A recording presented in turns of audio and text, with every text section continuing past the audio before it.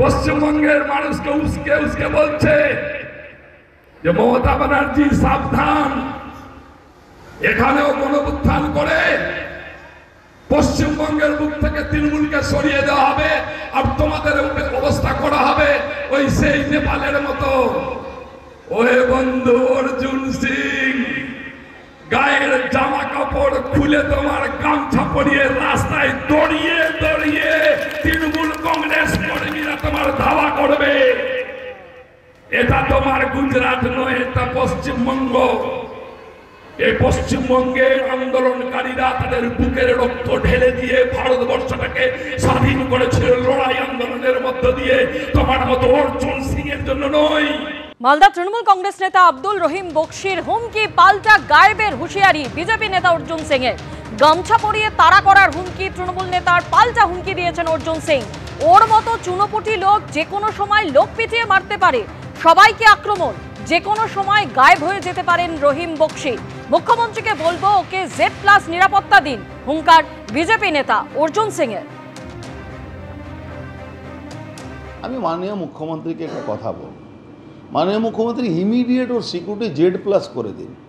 কিন্তু যে ধরনের লোকের কাছে অপমান করে, যে ধরনের লোককে ধমকায়, যে ধরনের লোকগুলোকে গালাগালি করে, ওর মতন একটা চুনোপুটি লোক যে কোনো সময় পিক অ্যান্ড চুজ হয়ে যেতে পারে।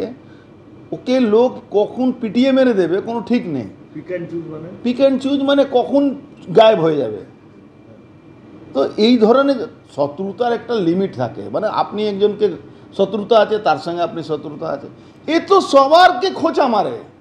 আর ভাবছে ও একটা মালদাতে বসে আছে, তা ওকে কেউ কিছু করবে না, মূর্খ স্বর্গে বাস আছে। আরে অপারেশন সিন্দুর দেখিনি কি, এখান থেকে পুরো গিয়ে ওখানে সব শেষ করে দিল, পুরো জঙ্গি ঘাটে উড়ে গেল। ও এখন ওখান থেকে আমাকে গামছা পরিয়ে দেবে, কারো তেজাব মুখে ঢেলে দেবে, কারো জিভ কেটে দেবে। কবে পিক অ্যান্ড চুজ হয়ে যাবে? সিকিউরিটি বাড়িয়ে দিন, নাহলে পরে বলবেন অর্জুন সিং এই করে দিয়েছে, ওই করে দিয়েছে। কাকদ্বীপের ছবি, যেখানে তৃণমূল নেতা শিক্ষক শাসন করছেন, এই ছবি সামনে এসেছে, যেখানে কাকদ্বীপের এই স্কুলে প্রধান শিক্ষককে গলা ধাক্কা দিতে দিতে মারতে মারতে বাইরে বের করছেন পরিচালন সমিতির সভাপতি, যিনি তৃণমূলের পঞ্চায়েত সমিতির সদস্য। কাকদ্বীপের এই স্কুলের প্রধান শিক্ষককে ত্রিদীপ বারুই, যিনি তৃণমূলের পঞ্চায়েত সদস্য এবং স্কুলের পরিচালন সমিতির সভাপতি, ঘাড় ধাক্কা দিতে দিতে মারতে মারতে বাইরে বের করছেন। শুধু এখানেই শেষ নয়, মারাত্মক অভিযোগ আজকে করেছেন প্রধান শিক্ষক। তিনি বলছেন এর আগে এই পরিচালন সমিতির সভাপতি ত্রিদীপ বারুই তার ঘরে ঢুকে, প্রধান শিক্ষকের ঘরে ঢুকে তাকে মারধর করেছেন, কিন্তু তারপর সেই সিসি ভিডিও ডিলিট করে দেওয়া হয়েছে, কম্পিউটারের হার্ড ডিস্ক থেকে মুছে ফেলা হয়েছে। এই অভিযোগ করছেন আক্রান্ত প্রধান শিক্ষক।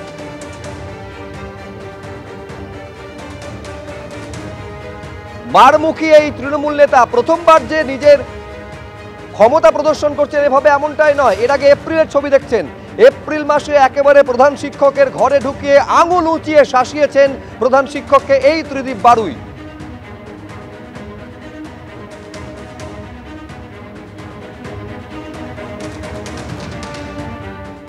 সম্পূর্ণরূপে মিথ্যে কথা, মানে এটি মানে এমন একটি কথা যে কেউ বিশ্বাস করে না বা হাসবে সবাই। আপনার ফুটেজে অলরেডি আপনারা দেখেছেন কে কাকে মারধর করছে, রুমের ভেতরেও তাই।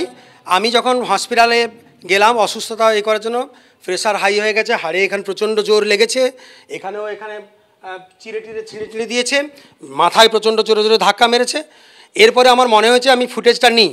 যখন ফিরে এলাম তখন দেখলাম যে আমাদেরই নিশ্চয়ই বিদ্যালয়ের যারা হার্ড ডিস্ক এক্সপার্ট এরকম সম্ভবত তারাই করেছে, কারণ ওইটুকু সময়ের ফুটেজটা নেই। ফুটেজ কি ডিলিট করে দেওয়া হয়েছে? ইয়েস, ফুটেজ ডিলিট করে। মানে আপনি যেটা পেয়েছেন, প্রকাশন আছেন, ওটা সেটা হচ্ছে এই ক্যামেরা, মানে আপনার ঘরের ফুটেজ ডিলিট করা হয়েছে? ঘরের ফুটেজ কোনো কিছুই পাইনি, ডিলিট করা হয়েছে। একদম একদম ডিলিট, এবং ঠিক সেই সময়ে ডিলিট করা হয়েছে, এবং সেই ক্যামেরাটাকেই পুরো অকেজো। অর্থাৎ আক্রান্ত প্রধান শিক্ষকের বক্তব্য হচ্ছে শুধুমাত্র করিডোরে মারধর করার ছবিটা সামনে আনা গেছে, তার কারণ ছবিটা রয়েছে। এবার ঘরে ঢুকে যে মারধর করা হয়েছে সেই ভিডিও মুছে দিয়েছেন এই পরিচালন সমিতির সভাপতি। এবার করিডোরে ঠিক কি ঘটেছে সেটাও জানিয়েছেন আমাদের প্রতিনিধি কৃষ্ণেন্দু অধিকারীকে। কি বলছেন আক্রান্ত প্রধান শিক্ষক দেখুন। বিষয়টা হলো শিক্ষামূলক ভ্রমণকে ঘিরে পারিপার্শ্বিক পাশাপাশি দুটি স্কুলে শিক্ষামূলক ভ্রমণ হচ্ছে।